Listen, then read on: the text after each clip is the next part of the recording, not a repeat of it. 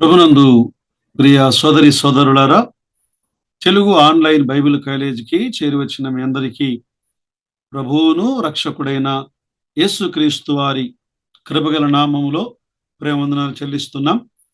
ప్రియులారా, యెహోషువ గ్రంథం 5వ అధ్యాయములో కొన్ని వచనాలు చదువుకొని ధ్యానం చేద్దాం. యెహోషువ గ్రంథం 5వ అధ్యాయం మొదటి వచనం. వారు దాటుచుండగా ఇశ్రాయేలీయుల ఎదుట నుండి యెహోవా యొర్దాను నీళ్లను ఎండజేసిన సంగతి యొర్దానుకు పడమటి దిక్కుననున్న అమోరీయుల రాజులందరూ సముద్రమునొద్దనున్న కనానీయుల రాజులందరూ వినినప్పుడు వారి గుండెలు చెదరిపోయెను. ఇశ్రాయేలీయుల భయము చేత వారికిక ధైర్యమేమియూ లేకపోయెను. ప్రియులారా, యెహోషువ గ్రంథం 5వ అధ్యాయానికి ఒక పేరు మనం పెట్టుకుందాం. గిల్గాలు. గిల్గాలు యొద్ద సున్నతి ఆచరించుట. అది ఒకటి. సున్నతి ఆచరించుట మరియు పస్కాను ఆచరించుట. ఈ రెండు ఈ గిల్గాలు యొద్ద వారు ఆచరించారు. కనుక గిల్గాలు యొద్ద సున్నతిని ఆచరించుట, పస్కాను ఆచరించుట. ఆత్మీయంగా మనం గమనించినప్పుడు దేవుడు ఈ రెండవ జనాంగమును యొర్దాను దాటిన తరువాత ఆధ్యాత్మిక పునరుద్ధరణ చేశాడు వారిని. ఈ సున్నతి ద్వారా, పస్కాను ఆచరించుట ద్వారా ఆధ్యాత్మిక యుద్ధము కొరకై వారిని ఆయన సిద్ధపరిచాడు. యొర్దాను నది గుండా దేవుడు వారిని తీసుకొని వచ్చాడు. తర్వాత యెరికో నగరాన్ని, పట్టణాన్ని వారు స్వాధీనము చేసుకోవడానికి యూదులను దేవుడు ఎలా సంసిద్ధపరిచాడు, వాగ్దాన భూమి కొరకై వారు ఎలా పోరాడాలి అనే విషయాన్ని వారికి వివరిస్తూ ఉన్నాడు. ఈనాడు ప్రభువును అంగీకరించిన విశ్వాసులమైన మనం మన ఆత్మీయమైనటువంటి యుద్ధరంగములో మనం ఎలా పోరాడాలి, ఎలా సంసిద్ధపడాలి, ఎలా పునరుద్ధరించబడాలి. యేసుక్రీస్తు ప్రభువారు సిలువలో సాతానును ఓడించాడు కదా, అపవాదిని ఓడించాడు. అయితే ఆయన ఈ భూలోకానికి తిరిగి వచ్చేంత వరకు ఈ రక్షింపబడినటువంటి విశ్వాసులు ఈ సాతాను యొక్క ప్రభావము క్రింద వారు పోరాడవలసి ఉన్నది. పోరాటము అవసరం. అందుకే గలతీ పత్రిక 5వ అధ్యాయం 17వ వచనములో శరీరము ఆత్మకు విరోధముగా అది పోరాడుచున్నది. శరీరం ఇప్పటికీ పాప భరితము అయినదిగా ఉన్నది. ఇది నిరంతరమైన ఆత్మ సంబంధమైన యుద్ధము. అందుకే మన పాత కోరికలు, పాప కోరికలు, శరీర కోరికలు మనలను నేటికి అవి శోధిస్తూనే ఉన్నాయి. ఎఫెసీ పత్రిక 4వ అధ్యాయం వచనం 22లో ఇలా వ్రాయబడి ఉన్నది. 4వ అధ్యాయం వచనం 21, 22. కావున మునుపటి ప్రవర్తన విషయములోనైతే మోసకరమైన దురాశ వలన చెడిపోయిన మీ ప్రాచీన స్వభావమును, ప్రాచీన పురుషుని వదులుకొని మీ చిత్తవృత్తి యందు నూతన పరచబడిన వారై అని వ్రాయబడిన మాటను మనము గమనిస్తున్నాం. కొలస్సీ పత్రికలో కూడా అదే భావాన్ని మనం చూడగలం. 3వ అధ్యాయం 9వ వచనంలో ఆనాడు యూదులు వాగ్దాన దేశములో అపవిత్ర ప్రభావమునకు వ్యతిరేకముగా, ఆనాడు అక్కడ ఉన్న జనులు వారు ఆచరించే అపవిత్రమైన కార్యములకు వ్యతిరేకముగా వారు పోరాడవలసి ఉన్నది. సరే, ఈ 5వ అధ్యాయానికి మనము విభజన చూద్దాం. 1 నుండి 9 వచనాలు. 1 నుండి 9 వచనాలు సున్నతిని పునరుద్ధరించుట. 1 నుండి 9 వచనాలు. రెండవది 10, 12 వచనాలు మన్నా ఆగిపోవుట. రెండవది 10, 12 వచనాలు మన్నా ఆగిపోవుట. మూడవది 13, 15 వచనాలు యెహోవా సేనాధిపతి ప్రత్యక్షమగుట. యెహోవా సేనాధిపతి ప్రత్యక్షమగుట. సరే, ఈ భాగాలను మనము ఆలోచన చేద్దాం. 1 నుండి 9 వచనాలు సున్నతి పొందుట. సున్నతి పొందుట. చూడండి, మొదటి వచనములో మనం ఇప్పుడే గమనించాం. వారు ఏం చేయాలట అక్కడ? ఇశ్రాయేలీయులు వారు విధేయత చూపించాలి. నిజానికి ఈ మొదటి 9 వచనాలలో మనం గమనిస్తూ ఉండగా, మొదటి వచనములో ఇశ్రాయేలీయుల విశ్వాసము శత్రువుల భయము. ఇశ్రాయేలీయుల విశ్వాసము శత్రువుల భయము. వాస్తవానికి ఇశ్రాయేలు ప్రజలు యుద్ధము ప్రారంభము చేయకముందే దేవుని శక్తి, దేవుని భయము శత్రువులను ఓడించినది.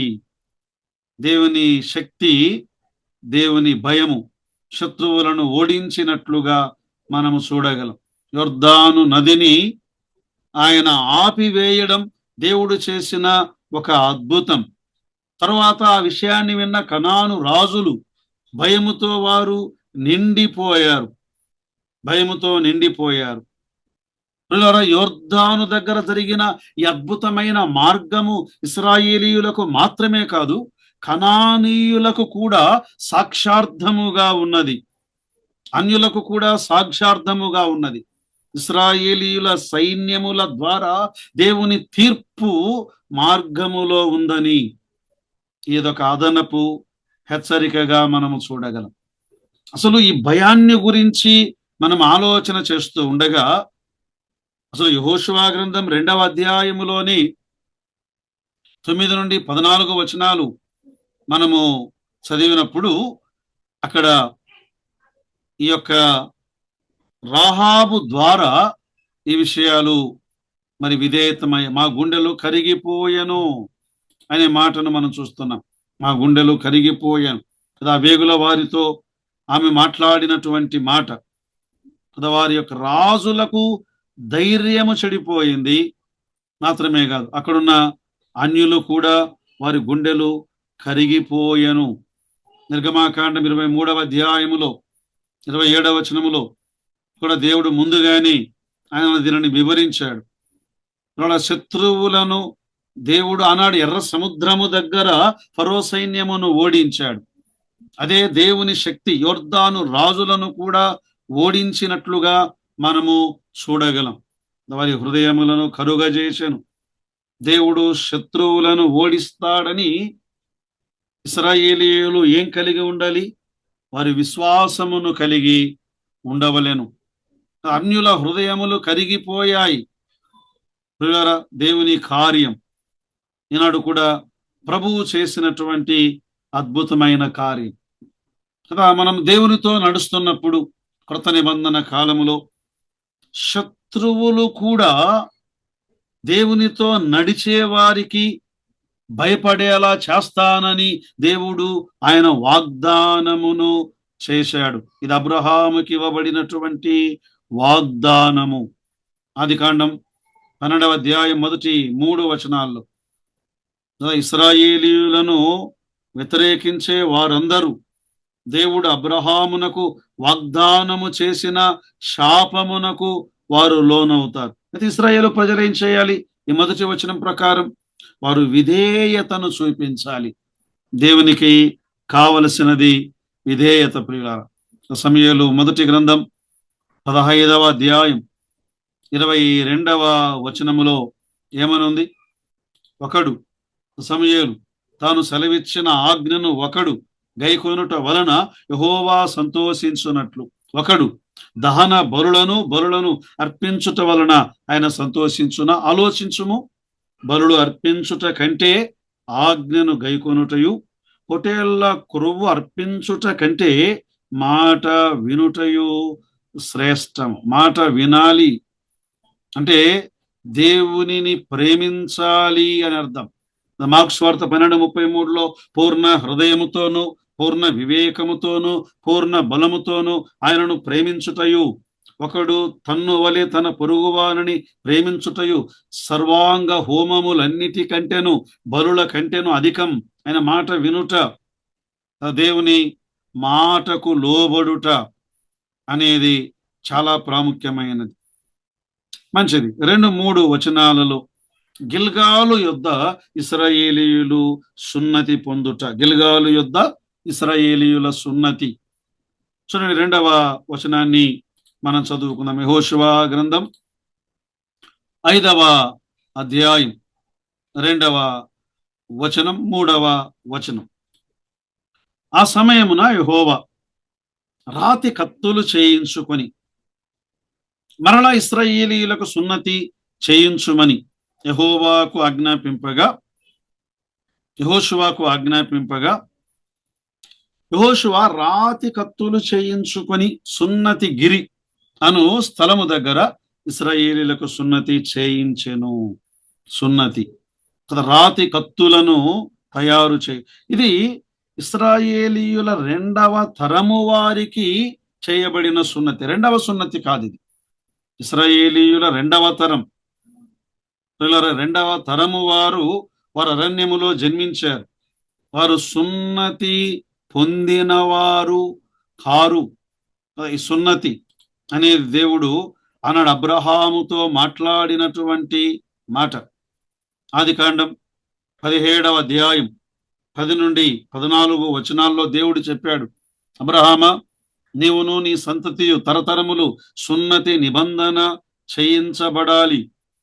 అయితే అబ్రహాము విధేయుడయ్యాడు. ఆదికాండం 17వ అధ్యాయం 23లో అప్పుడు అబ్రహాము తన కుమారుడైన ఇస్మాయేలును, తన ఇంట పుట్టిన వారందరూ, తన వెండితో కొనబడిన వారందరూ, అబ్రహాము ఇంట మనుషులలో ప్రతి వారిని పట్టుకొని దేవుడు తనతో చెప్పిన ప్రకారం ఆ దినమందే ఆలస్యం చేయలేదు, వారి గోప్యాంగ చర్మము సున్నతి చేసెను. అంటే మొదటి తరము వారు సున్నతి పొందారు, కానీ ఈ 2వ తరము వారు ఈ సున్నతి ఆలస్యము చేయబడింది. ఇంకా చెప్పాలి అంటే నిర్గమాకాండము 4వ అధ్యాయములో ఒక వచనం చూద్దాం, చూడండి. నిర్గమాకాండం 4వ అధ్యాయం 24వ వచనము నుండి 26వ వచనము వరకు. అతడు పోవు మార్గమున సత్రములో యెహోవా అతనిని ఎదుర్కొని అతని చంపుచుండగా, అంటే మోషేను చంపుచుండగా, సిప్పోరా వాడిగల రాయి తీసుకొని తన కుమారునికి సున్నతి చేసి అతని పాదముల యొద్ద పడవేసి, నిజముగా నీవు నాకు రక్త సంబంధమైన పెనిమిటి వైతివి అనెను. అంతటా ఆయన దేవుడు మోషేను విడిచెను.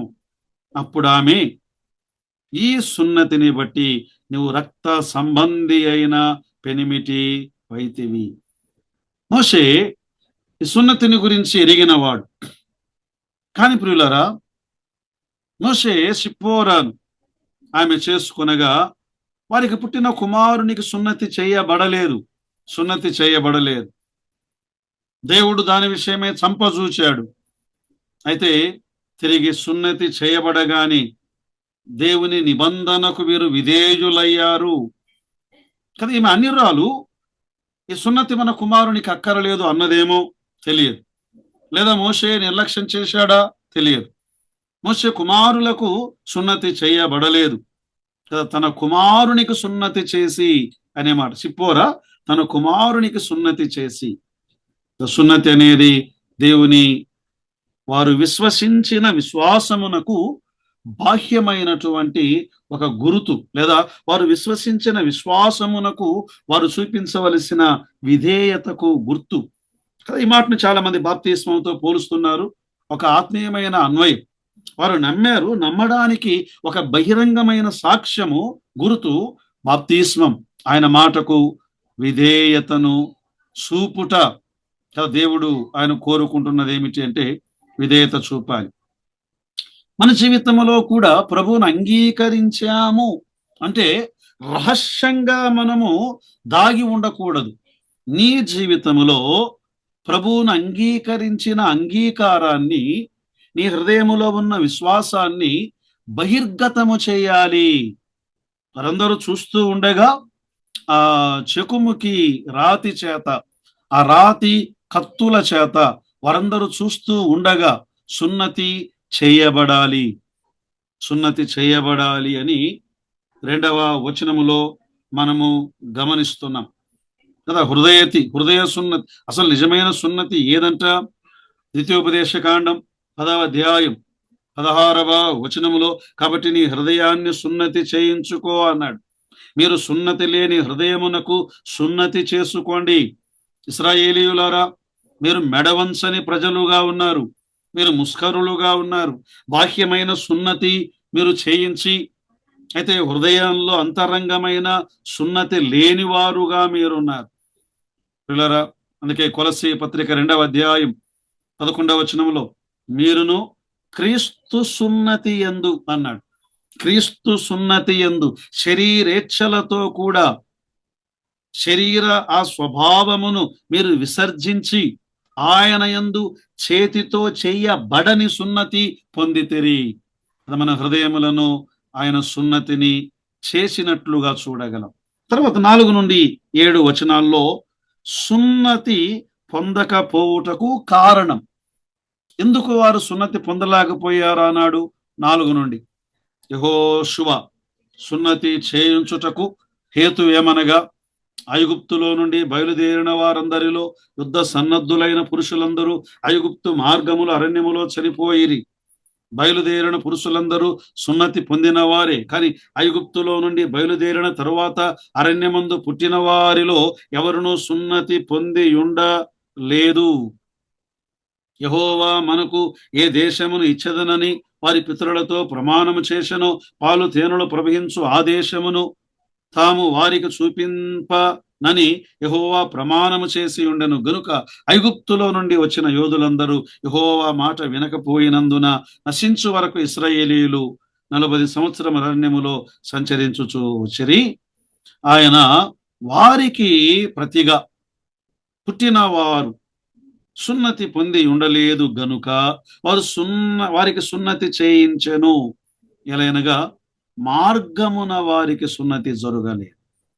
కానీ ఇక్కడ ఈ పురుషులు వారు సున్నతి పొందకపోవడానికి గల కారణం ఏమిటి అంటే, మొదటి తరము వారు ఎవరైతే ప్రారంభములో బయలుదేరి వచ్చారో, సంఖ్యాకాండం 1వ అధ్యాయంలో, వారు ఏమైపోయారు?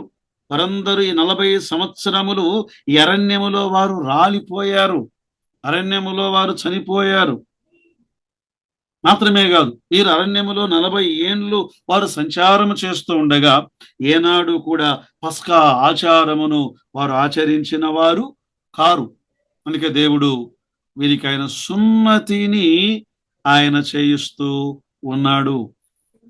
నాడు కృత నిబంధనలో నేను యేసుక్రీస్తు ప్రభువును రక్షకునిగా అంగీకరించినప్పుడు, పరిశుద్ధాత్మ మనలని ఆయన నడిపించటానికి మనం అనుమతించినప్పుడు, ఆయన మన హృదయములను సున్నతి చేశాడు.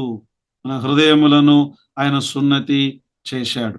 అందుకే గలతీ పత్రిక 5వ అధ్యాయం 6వ వచనములో, యేసుక్రీస్తునందుండు వారికి సున్నతి పొందుట ఎందేమియూ లేదు, పొందకపోవుట ఎందేమియూ లేదు, గాని ప్రేమ వలన కార్యసాధకమగు విశ్వాసమే ప్రయోజనకరమగును. అక్కడే గలతీ పత్రిక 6వ అధ్యాయం 15వ వచనంలో, క్రొత్త సృష్టి పొందుట ఏ గాని సున్నతి పొందుట ఎందు ఏమీయూ లేదు, పొందకపోవుట ఎందు ఏమీయూ లేదు. కదా, మనము ఈ చేతులతో చేయబడిన సున్నతి కాదు, హృదయములో దేవుని ద్వారా అంతరంగపు సున్నతిని మనము పొందిన వారము ప్రియులారా.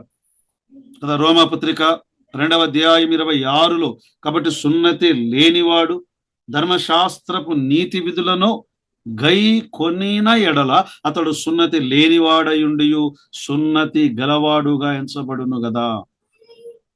అందుకే 2:29లో అన్నాడు, అంతరంగములో యూదుడు సున్నతి అది హృదయ సంబంధమైనది.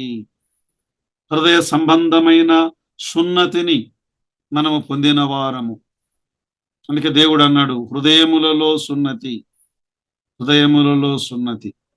ఇర్మియా గ్రంథం 31:33లో, నా ధర్మశాస్త్ర విధులను వారి లోపల ఉంచేదను, ఎందుకంటే వారి హృదయముల పైన నేను రాశాను, హృదయముల పైన దానిని చెక్కాను, హృదయములకు సున్నతి చేశాను, నేను వారి దేవుడనయుందును, వారు నా ప్రజలయుందురు అన్నాడు.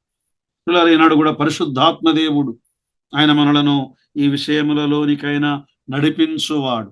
7వ వచనములో కదా ఇక్కడ రాయబడి ఉంది, అప్పుడు యెహోషువ వారి కుమారులకు సున్నతి చేసెను. ఆదికాండం 17లో అబ్రహాముతో చేసిన నిబంధన, లేవియాకాండం 12లో ఇశ్రాయేలీయులతో దేవుడు చేసినటువంటి నిబంధన, ఈనాడు కృత నిబంధన ప్రకారం మనము ఆజ్ఞలను పాటించటమే సున్నతి. దైవ భక్తి యొక్క బాహ్య చర్య కంటే విధేయత అనే అంతరంగపు చర్య దేవునికి అది ప్రాముఖ్యమైనదిగా మనము చూడగలం ప్రియులారా. అందుకే ఈ సున్నతిని గూర్చి కొత్త నిబంధనలో మరొకసారి కొలసి పత్రికలో 2వ అధ్యాయములో పౌలు తేటగా ఇలా చెప్పాడు. కొలసి పత్రిక 2వ అధ్యాయం 11, 12 వచనాలు, మీరును క్రీస్తు సున్నతి యందు శరీరేచ్ఛలతో కూడిన స్వభావమును విసర్జించి ఆయన యందు చేతితో చేయబడని సున్నతి పొందితిరి. మీరు బాప్తిస్మమందు ఆయనతో కూడా పాతిపెట్టబడిన వారై ఆయన మృతులలో నుండి లేపిన దేవుని ప్రభావమునందు విశ్వాసముంచుట ద్వారా ఆయనతో లేపబడితిరి. మనము శరీరమందు సున్నతి పొందక అంతరంగమందు సున్నతిని మనము పొందిన వారం, సున్నతి చేయబడిన ప్రజలము మనమే. దేవునికి మనం విధేయతను చూపించాలి. 8వ వచనం, సున్నతికి ఇశ్రాయేలీయులు చూపిన విధేయత. 8వ వచనం, సున్నతికి ఇశ్రాయేలీయులు చూపిన విధేయత. చూడండి, యెహోషువ గ్రంథం 5వ అధ్యాయం 8వ వచనం. కాబట్టి ఆ సమస్త జనము సున్నతి పొందుట తీరిన తరువాత, సున్నతి పొందుట ఆ సమస్త జనం తాము బాగుపడు వరకు పాళ్యములోని ఒక చోట నిలిచిరి కదా. ఇక్కడ ఒకటి, వారు విధేయతను చూపించారు మాత్రమే కాదు, వారు ఒక స్థలములో వారి గుడారములలో వారి స్థానములలోని వారు నిలిచి ఉన్నారు కదా. చాలాసార్లు మనం ఏం చేయాలి? దేవుడు ఆజ్ఞాపించేంత వరకు ప్రయాణమును ఆపాలి. ఆ తర్వాత ప్రయాణమును ప్రారంభించాలి. యేసు మన బలానికి మూలముగా ఉండాలి. నిజమే, మన బలహీనమైన సమయాలలో నీవు నేను ఆయనపై నమ్మకం ఉంచినప్పుడు, విశ్వాసం ఉంచినప్పుడు, ప్రభు అయిన యేసుక్రీస్తు వారు ఆయన నీకు బలాన్ని అనుగ్రహించువాడు. ప్రభు అయిన యేసుక్రీస్తు వారు ఆయన నీకు రక్షణను ఆయన అనుగ్రహించువాడు. మనము దీనులము కావాలి. ఆత్మ విషయములో దీనులైన వారు ధన్యులు, ఎందుకంటే పరలోక రాజ్యము వారిది అన్నాడు. మత్తయి సువార్త 5వ అధ్యాయం 3వ వచనములో దేవుని మాట వినుట, ఆయన మన తలను పైకెత్తువాడు, ఆయనే మన రక్షణ కవచం. మనల్ని మీరు సున్నతి పొందారు, స్వస్థత పొందేంత వరకు వారు అక్కడ ఆగాలి. శత్రువు రాకుండా వారు దేవుని రెక్కల చాటున వారు కాపాడబడువారు.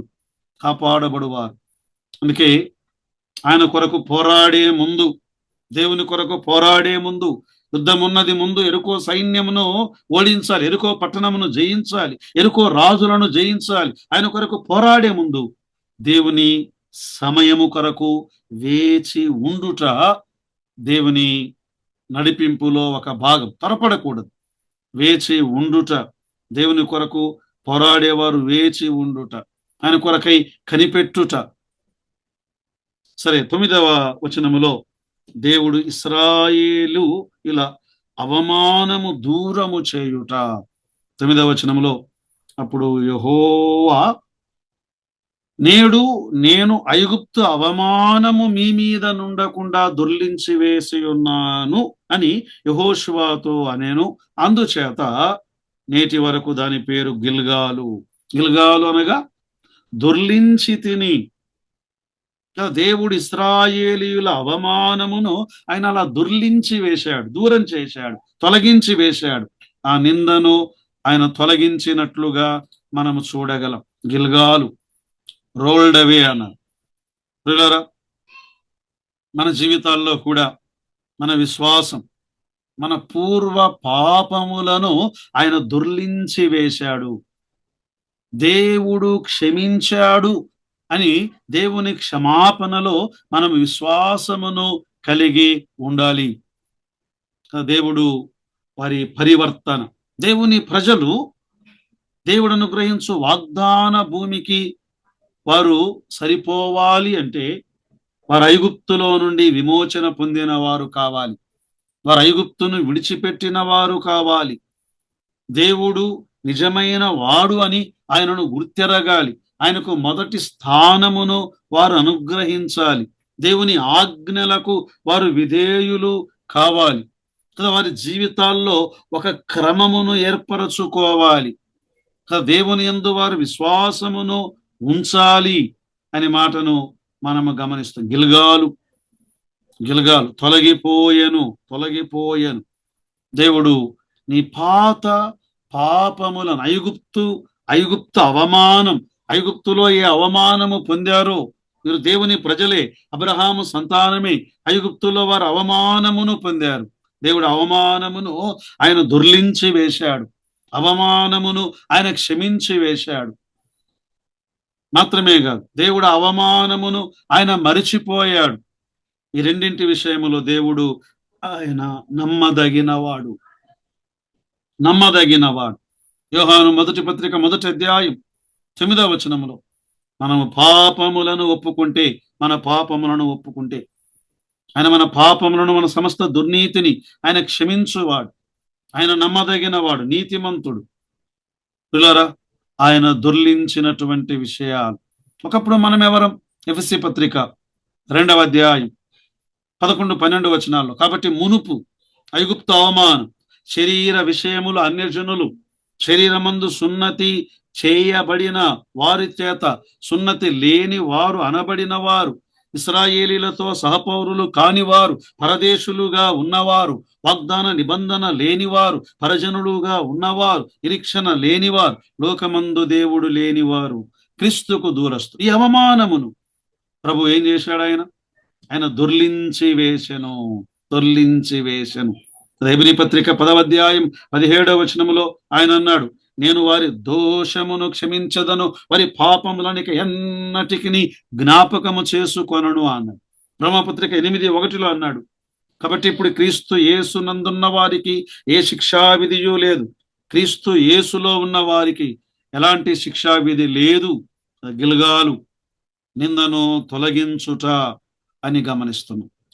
పిల్లల కీర్తనల గ్రంథములో 22వ కీర్తనలో యేసుక్రీస్తు ప్రభువారు ప్రవచనాత్మకంగా ఆయన పలికినటువంటి మాట, నేను నరుడను కాను, పురుగును, నరుల చేత నిందింపబడిన వాడను, ప్రజల చేత తృణీకరించబడిన వాడను. పిల్లరా, ఈ నింద తొర్లించబడి ఆ నింద యేసుక్రీస్తు ప్రభువు మీద పడింది. నేను నరుల చేత నిందించబడిన వాడను. మన ప్రభు అయిన యేసుక్రీస్తు వారు ఆయన నిమిత్తమై, నా నిమిత్తమై ఆయన మనుష్యుల చేత నిందించబడ్డాడు. యోహాను సువార్త 7వ అధ్యాయం 20వ వచనములో ఏమన్నారు? జనసమూహం, నీవు దయ్యము పట్టిన వాడవు. యేసు ప్రభువును వారు నిందించిన విధానం మాత్రమే కదా. యోహాను సువార్త 8:48లో నీవు సమరయుడవు, దయ్యములు పట్టిన వాడవు. మన నింద ఆయన మీద పడాను. యెషయా గ్రంథం 53:3లో అతడు తృణీకరింపబడిన వాడును, మనుష్యుల వలన విసర్జింపబడిన వాడును, వ్యసనాక్రాంతుడుగాను, వ్యాధిని అనుభవించువాడుగాను, మనుష్యుల చేత చూడనొల్లని వాడుగాను, ఆయన తృణీకరింపబడిన వాడు ఆయను. మన నిమిత్తమై యేసుక్రీస్తు ప్రభువారు మన నిందను ఆయన భరించాడు కదా. దొర్లివేయబడెను, మన నింద దొర్లివేయబడినది. మాత్రమే కాదు పిల్లలు, ఈనాడు మనం ఏం చేయాలి?